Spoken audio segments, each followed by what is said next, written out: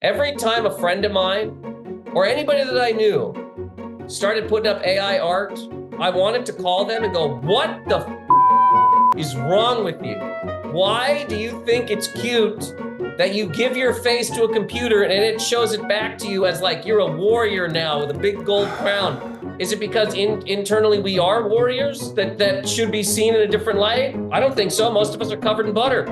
I think it does that because it wants to get in our good graces. Here, look how I view you. You're a hot woman riding a dolphin. Let me into your house. Now I'm killing you. Now I'm choking you. Now I'm murdering your family. Nathan Macintosh. He's in New York. He's in Queens. I don't know. You don't seem like you were born in New York, though. Where were you born? No. Where were you from? If you could take, I'll tell you. But like, where do you think I'm from? Just for fun. We're sitting here, Michael. We're having a good time. Midwest. I'm from Canada. Ah, okay. Well, I keep on going north. Are you from Toronto? No, I'm from Halifax, Nova Scotia, east coast of Canada. Okay. All right. Well, I lived in Toronto for about a year when I was a kid. It's it's interesting. Of course, that's totally different, though. You're like country up there, right?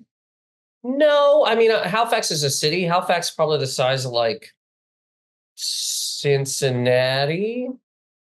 something like that. You're younger than me, though, so I'm thinking, I'm dating, so it was probably a lot smaller when I was like, but it's become a bigger city. But has it always? I mean, what was it like growing up out there? Well, when I was born, yes, it was just trees. There was a rock, a tree, a bench, and then everything was built around that.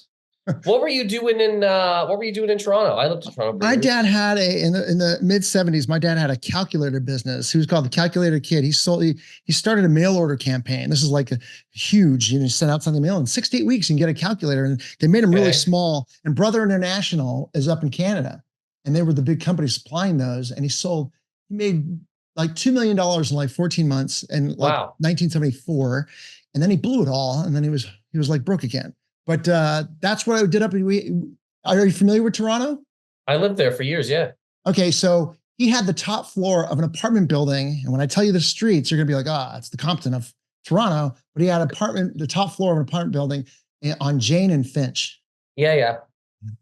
That's where I spent a year when I was a kid, around That's funny. area.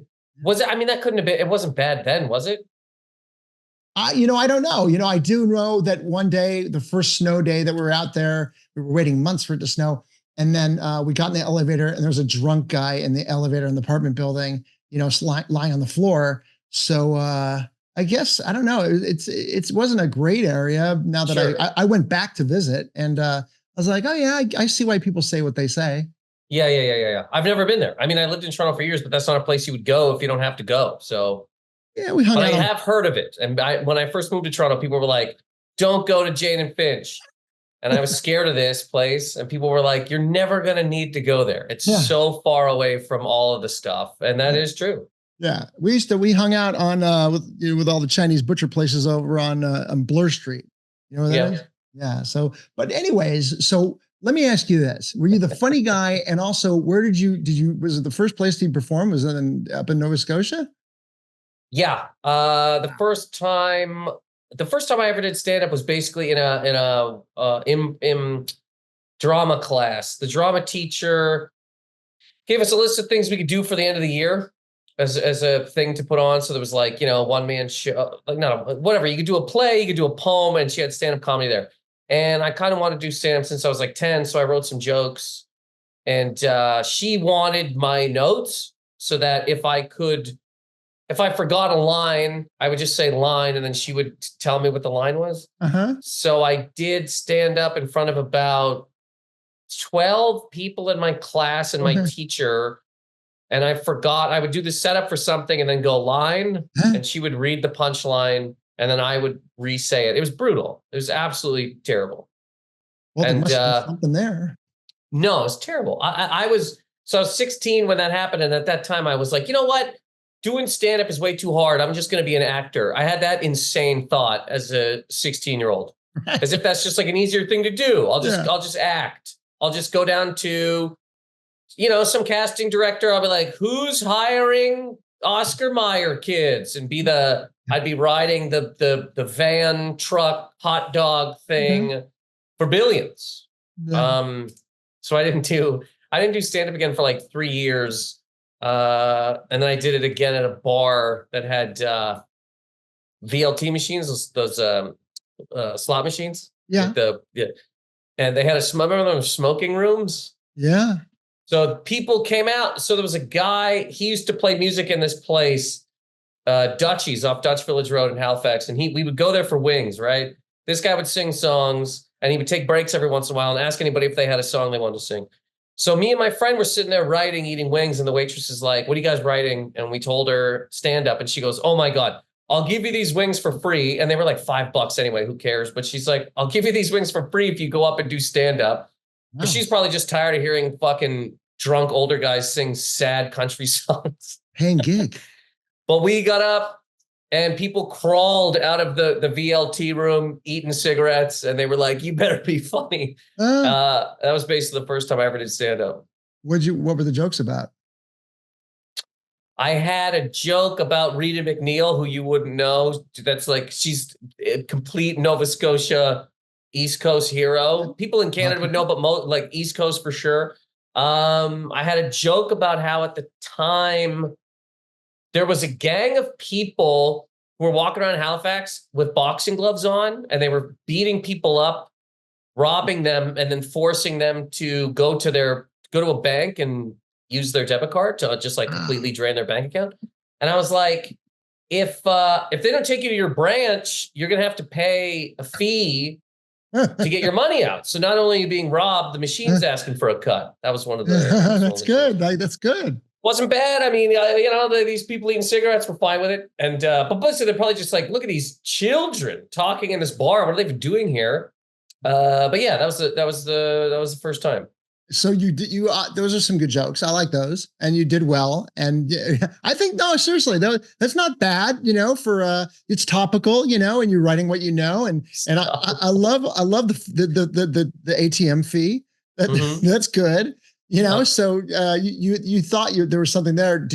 When did you go up again? Would you go up right away after that, in a different place, or what happened there? Well, we went to that place to eat wings before we were going to go to the actual place where we did stand up. There was a place, it's called Ginger's Tavern on Barrington Street that doesn't exist anymore, but they had a comedy show there every Sunday. So we went to the wing place, getting ready to go to that show. So basically, the first night I did stand up, I did it twice. And you got paid. And it was, huh? And you got paid. I got paid in wings. Yeah. Yeah, pretty great. Night one. Yeah. And then for the best I've heard so far. 3 years, wings. But yeah. So the second time was that same night, and then it would have been the next Sunday after that. That was the only things going on in Halifax at the time. Yeah. How long did you do that for? Halifax, the Sunday night. I did stand up in Halifax for probably like 4 months, and then moved to Toronto. Because Toronto had stuff. Toronto has Yuck Yucks. Yeah. I didn't do Yuck Yucks. I never did, Michael. Do you only know about it because you live there? No, I know about it because I've had a lot of comedians show, but I hear it like they really nurtured, according to some of the comedians that came up from Yuck Yucks. They're like, they nurtured us so well. They were so supportive, and the owner, and I forgot his name, but they talk about Yuck Yucks all the time. So it was a really good environment for them to kind of train and work out. Yeah. I think it depends on who you talk to. Okay. But I didn't do that place. I did the independent clubs and just like shows around the city and that type of thing. So when do you start to hit critical mass to where you're like kind of branch out of there, and then you move to you said you moved to LA for a while, or no, you're going to LA, but did you move to New York directly from Toronto? Yeah. The goal was always kind of go to New York, but I was like, I don't know how you go from Nova Scotia to New York. I don't know how you do that. I think you might be able to do that now.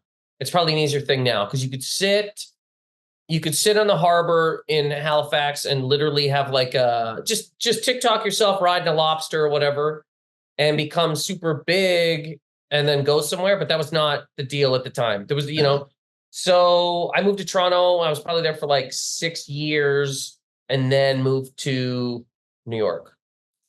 and then you go through that now. But 6 years, I mean, I've seen you got a lot of great gigs, online, you got, Thanks. and, did that happen when you went to New York, or did you just kind of pick up, some good, traction while you were still in Toronto? Toronto near the end was cool. Yeah, there was stuff going on, but I was like, no, I gotta go. If I don't leave right now, I'm not gonna leave, because I might have been on, I might have got cast on, like, So You Think You Could Dance Canada, and now I'm hosting So You Think You Could Dance Canada, Canada's Got Talent, Canada, oh Canada, like whatever. I'm hosting these things, which would be great if you. But I always wanted to go to New York and do stand up here. Like, my favorite comedians are kind of from New York, so I wanted to be here. And moving here from Toronto at the time really sucked. It was not a good it's not a good time. Why? New York is big and scary and awful, and it doesn't want anybody in it. Every day it tries to push people out. You shouldn't be here. And I love New York, but like, this city hates the people that live here. Well, it's a merry-go-round that moves really fast. And if you don't jump on really well, it'll hit you, and you'll get thrown outward. Yeah. I'd never seen a roach before. And then my first apartment here was like, had them. And the first time I ever saw one, I just froze in my house, and I was like, I don't even know what I'm supposed to. This is crazy. This thing is huge. And one time I was coming in my house, and one was literally walking up the steps with me. So I tried to fight my door to get the key in quick, and this thing flew at my head. Do you know that they can all fly? Did you know that? I didn't know that. They just don't. Wow. Isn't that horrifying? Because once they were in my house, right, I was like, okay, I need to know everything I can about these to know what the hell this is. These things are pretty, one, they're horrific. Two, they're pretty incredible. Three, they all fly. All of them. They all can fly. They just don't. Wow. I didn't know that. I think I probably seen one before, but I seen one fly like that. Oddly enough, I'm in Texas. I'm not around roaches. I'm around scorpions, centipedes, wasps. Centipede. Oh yeah. All kinds of, but they're not fast. They're not like, but roaches in New York, I've seen those. I've seen rats in New York too. Those are incredibly large. Yeah, some of them are. Yeah, I mean, we don't have to do this whole deal, but I kicked one a while ago, just kind of walking through the city. One was crossing my path, and I didn't see him, and just fully booted him. And that was he landed on like a pile of garbage, and I started screaming. I started screaming because I was like, I just kicked a rat. I don't even know if I have to, like, should I burn this shoe? What a horrifying, and I'm screaming, and nobody cares. People don't, like, nobody, and why should they? But I was just losing it in the street. I fully connected with this rat. I felt his little body. Like, I booted him. I couldn't have, if I would have tried to kick him, I wouldn't have been able to kick him as hard as I kicked him. And I didn't want to kick him. He got in the way of walking. But I really booted this little guy. Is this your reaction? Just losing my mind, dude. I'm like, screaming. People are walking by, eating ice cream. Nobody cares. But no, they probably kicked the rat about a half hour before you. Yeah, so you actually did some really cool things in Toronto, but you knew you wanted to come to New York. And then take us through, your career and how it kind of progressed in New York, and some milestones there. I mean, I've been on a few late night shows here. Which ones? I did Colbert, which is here, and I've been on the Tonight Show a few times. I don't even know. I mean, I've done pretty casual. That's pretty awesome. It's big. It's cool. It's cool. Weren't you pinching yourself? Because that's like to be on the Late Show. I talked to Eddie Brill before that. He used to be the booker on that. I don't think he is anymore. No, he was on Letterman. Okay.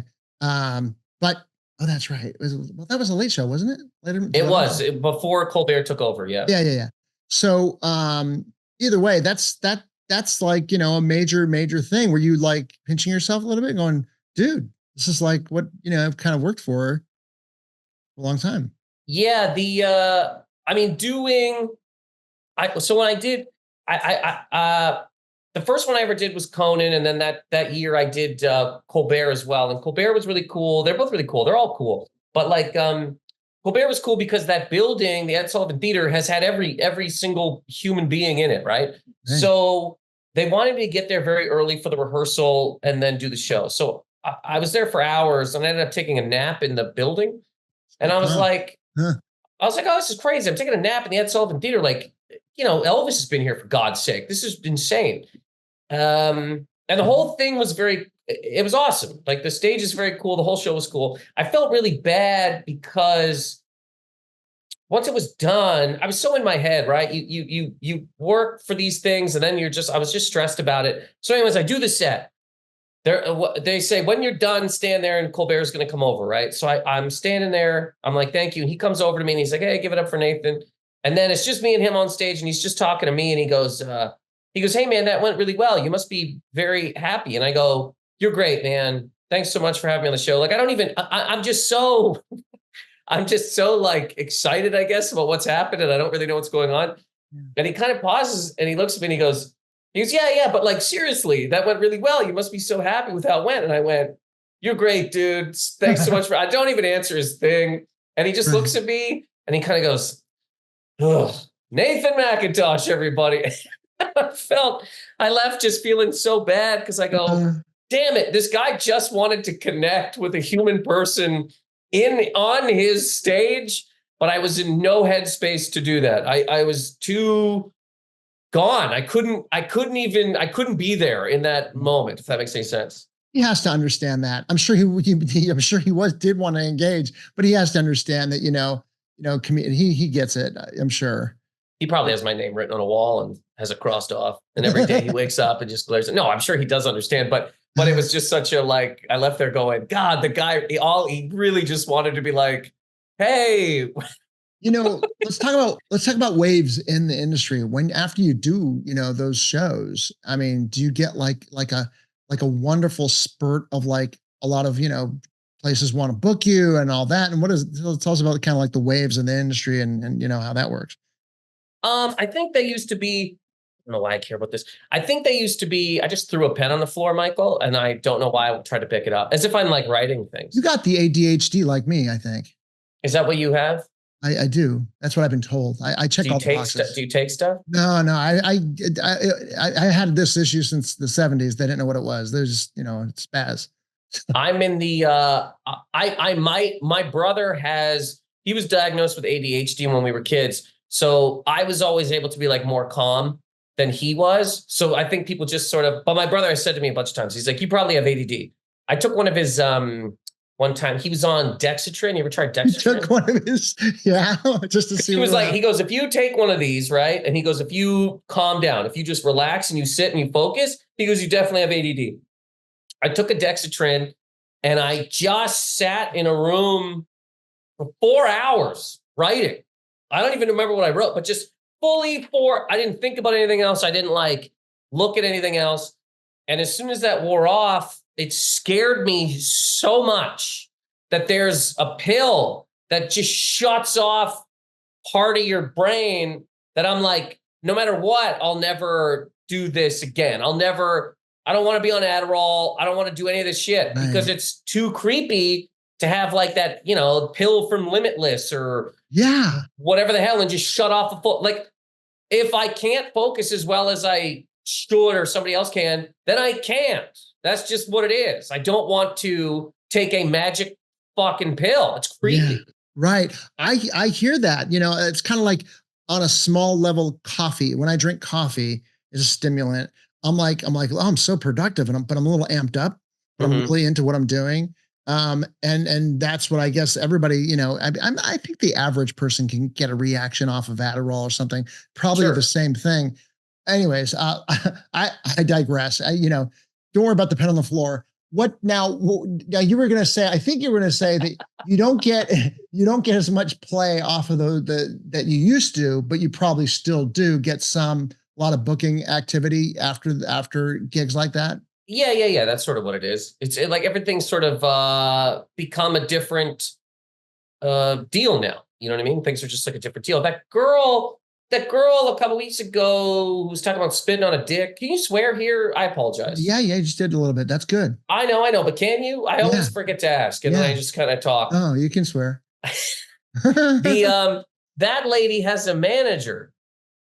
Like, and so there's so many people in the last few years that like they become famous. And I'm not even attacking them. It is what it is, right? Somebody sees somebody get 76 million views and they're like, I could probably make money on this. There's no way I can't. Right. So they sign the hot Tui? Yes. Yeah. My friends, I have a friend the managers that signed her. That's hilarious. Yeah. And then that's close. I'm this close to this lady today. Yeah. My friend Evan Forrester, Evan, if you're listening, I'm just giving you a shout out. He's really close friends. He's been promoting this transaction of these guys signed her, his buddies. And it's interesting because like, what's the plan? That's where these guys better earn their money. Because like, what's the plan? How do you take a hot Tui, like one line, 15-minute fame kind of situation and build a whole career around it? That's an art form. It is an art form. There's two ways to do it. I don't know anything about anything, but I'm sure these are topics of discussion in the building. One, OnlyFans, 100%. There's no way that's not on the table. There's no way that hasn't been thought about. I'm not saying that she's not going to do that. That's what she said. Great. So that's out of there. Then good. The next move, the only other move we got in my head, I'm not an agent, I'm not a manager, rapper. If she can rap, I'm serious. If she can put out a song about this called Spit on That Thing, I'm serious. I'm serious. But it's got to come out this weekend. If it doesn't come out by Sunday, right, lady, and I'm not attacking anybody, but it's like, that's the end of this. And I'm truly not, I hope she made a couple bucks, whatever the fuck it is. I'm really not against this lady. I almost find it insane that like people were excited about the thing that she said. She's a drunk lady on the street. Right. Whoa, you can find like 60 fucking, but anyways, if she raps this weekend, Michael, I'm serious, and calls it Spit on That, I'm not kidding. Right. It features some guy named 2X4 Gold. I'm serious. If I get her on the phone, I would be in the meetings going, look, honestly, or a country song.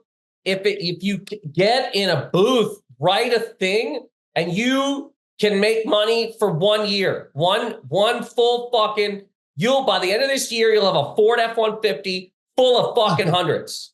But if you think, I mean, where can this go? I mean, the lady that Gorilla glued hair to her head had a manager. Again, if we're not, what the fuck is the, so anyways, long story short, none of this matters. Yeah. Things are different now. Yeah, they are. So let's talk about that. You have a great routine. Talking about, this is before the internet, can you tell us about your routine about, when they remind you, so I have a special called Down with Tech. Yeah. It's an hour basically about tech stuff, how social media, is bad. I mean, hilariously, me yelling about this fucking lady. Yeah. And I'm not against her at all. No. Against the people that made the things, but basically just that,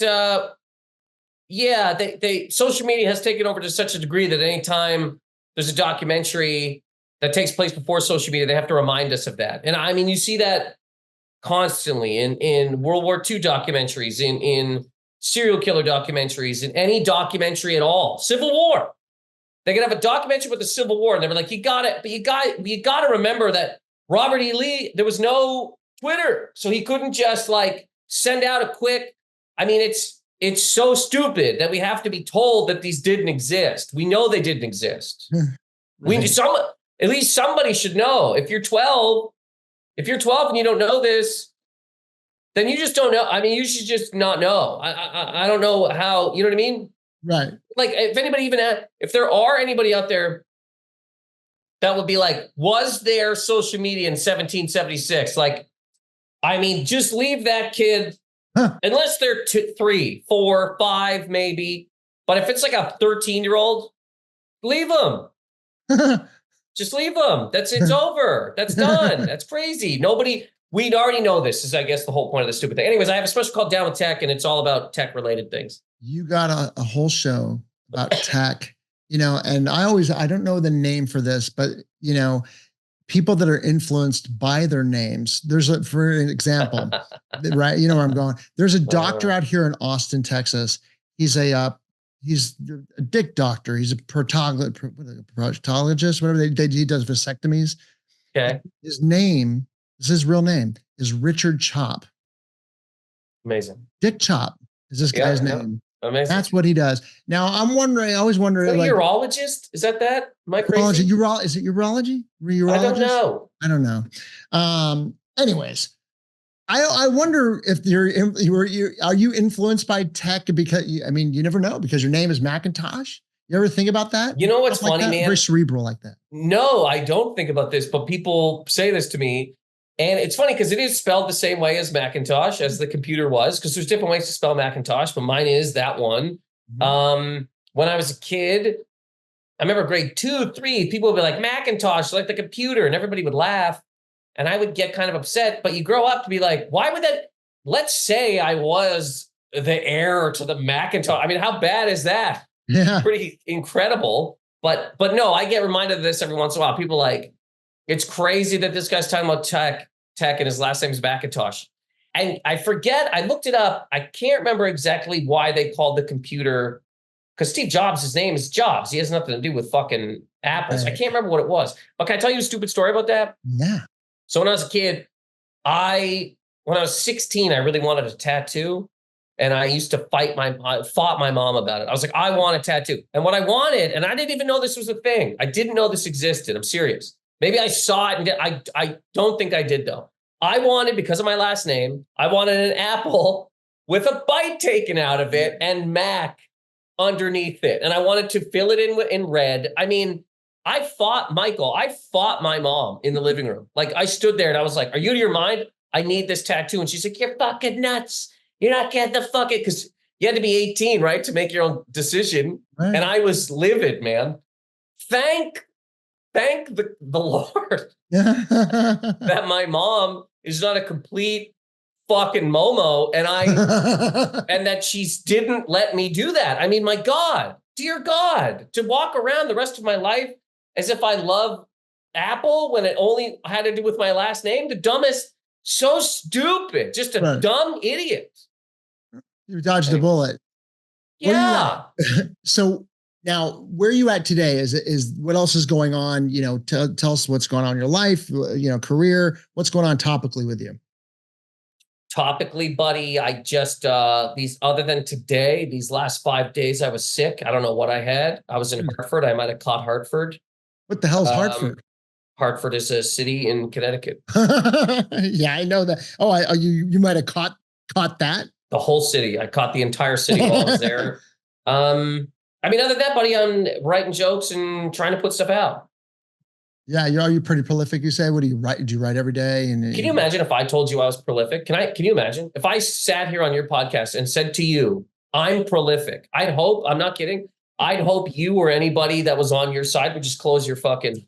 That's a disgusting thing for a human person to say about themselves. Well, you could say, yeah, you know what? I do write every day, and I do go. But that's not being prolific. You know what I mean? Prolific is, prolific could be, when you're quite attentive towards something, repetitively. Well, I do try to write things every day.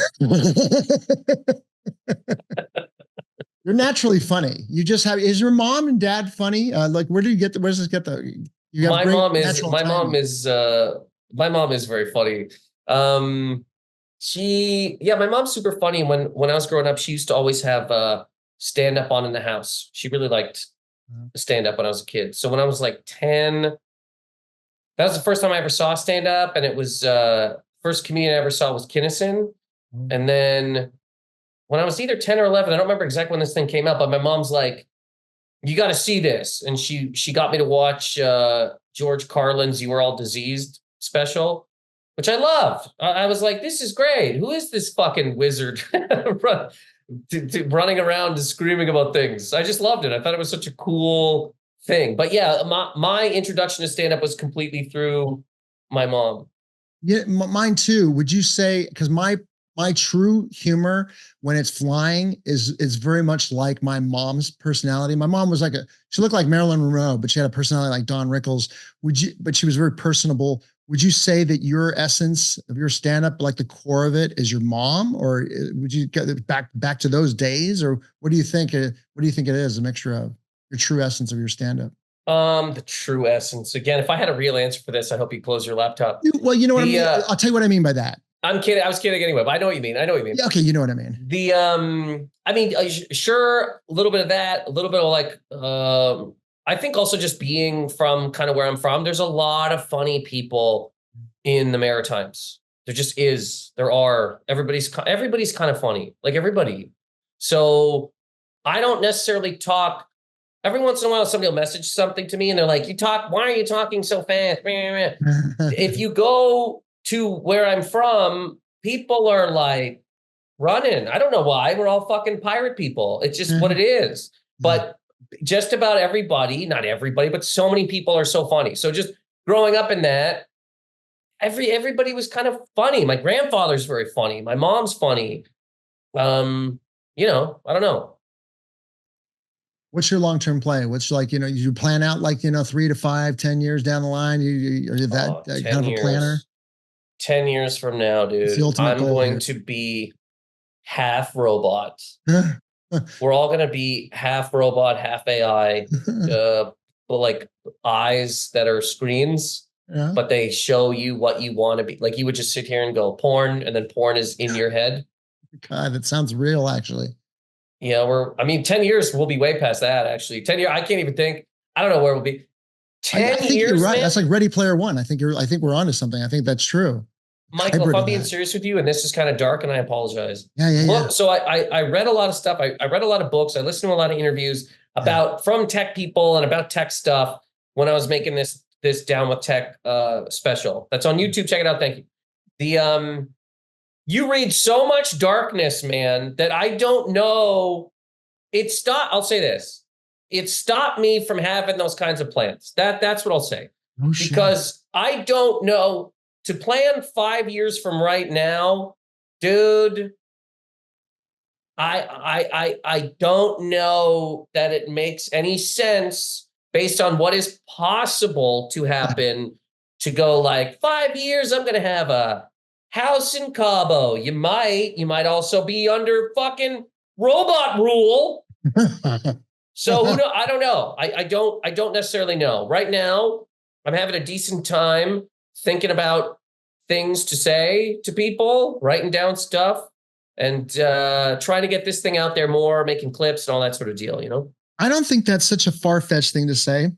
I think stand-up comedians are like the messengers of like the darkness, and they try to bring light to it, and I think that, me being an 80s kid, and I don't know if you've ever seen, hopefully you haven't seen a mini TV series called The Day After about nuclear war. But it scares the shit out of you. Everybody from the 80s that's listening right now knows what I'm talking about.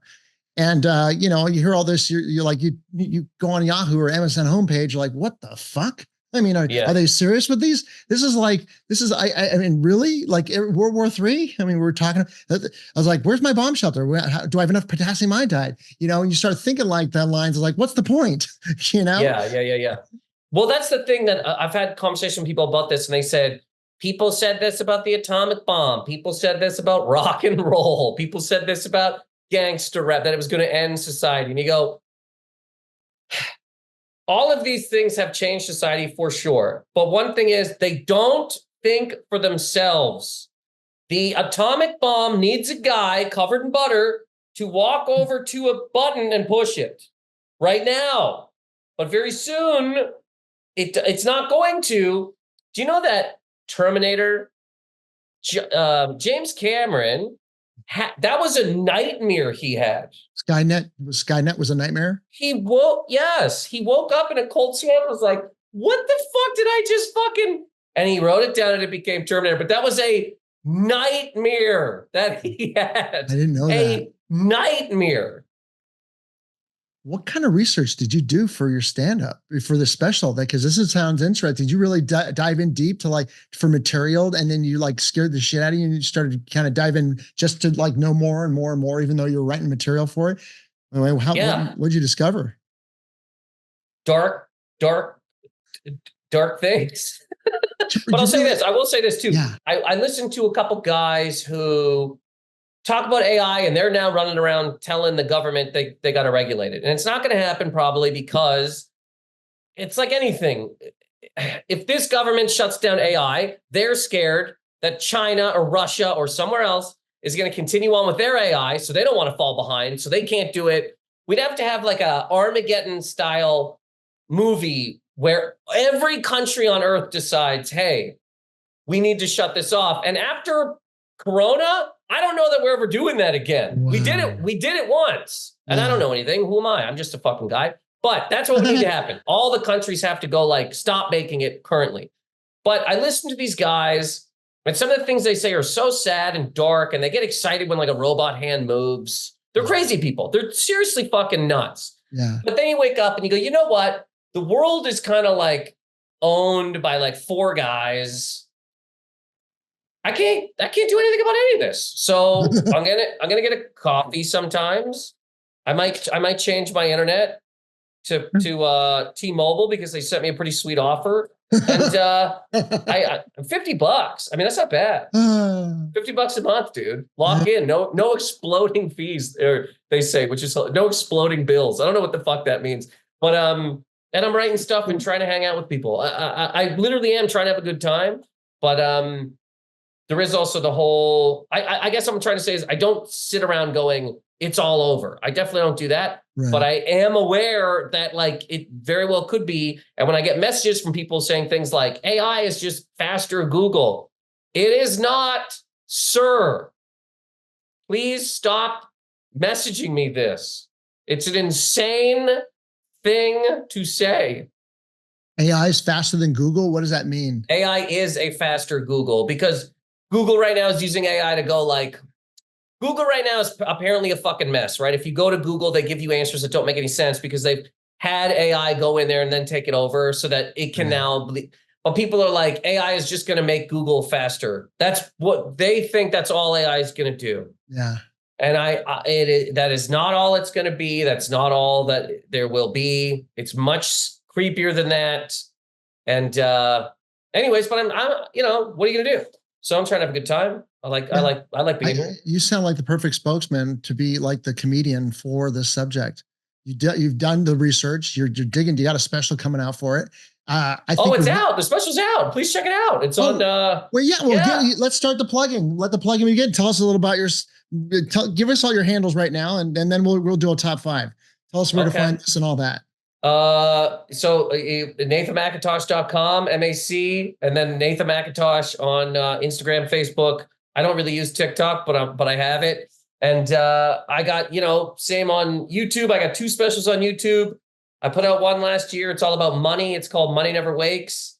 It was this just to say, Michael, here we are. New York Times said it was the best YouTube special of last year. And this year I just put out one. It's called Down with Tech. And it's all about tech.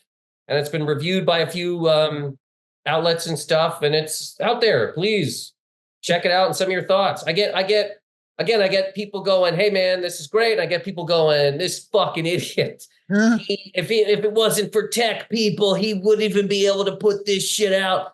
A lot of these tech guys, man, really think that without them here, we'd all be sitting around just glaring at a wall, waiting for somebody to be able to show us the 14-second video of the fucking dick spitting lady talking to a guy in the streets. I got the perfect top 5 for you. What are the top 5 funniest things about AI? Wow. The top 5 funniest things about AI.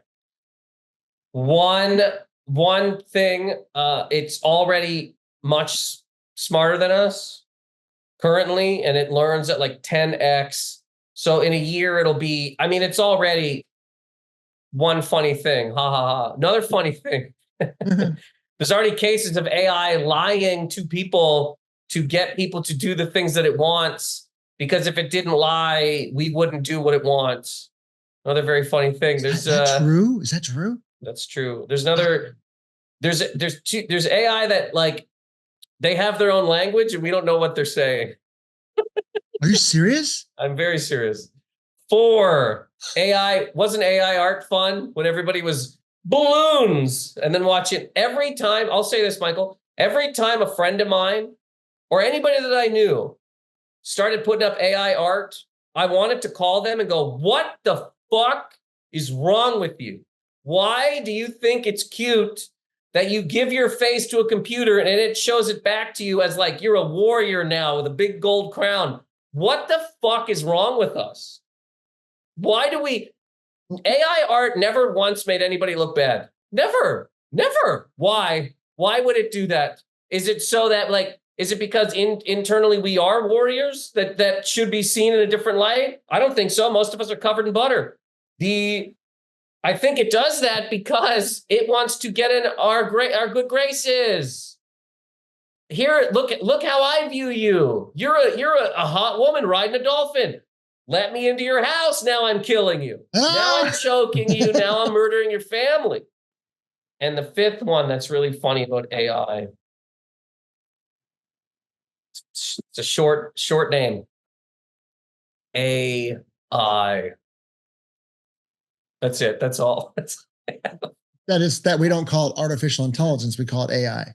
You got to break it down. Yeah, you got to. Yeah, they couldn't have made that movie with Haley Joel Osment and call it artificial intelligence. Somebody went to see that. It's too long for the ticket on the stub at the time. Oh man, Nathan Macintosh, you found a nice little interesting niche. I think you're a great comedian. You have great material. You're fast, very entertaining. I highly suggest going to. I just scrolled Instagram and I just went through. Your material there. That's a great source. But I'm sure on your website you can see a lot of great stuff. I haven't seen them, especially that. I'm looking forward to watching that. Thanks, man. And tell everybody how they can find out more about you one more time. NathanMacintosh.com, Instagram, Twitter, Facebook, all that kind of stuff at Nathan Macintosh, Macintosh. So topical right now. So good. Thank you for sharing. Thanks for having me. Thanks for joining us. Gear up for your next adventure and head over to Bolator.com to check out the amazing Bolo Pack and their other innovative outdoor gear. Catch you next time.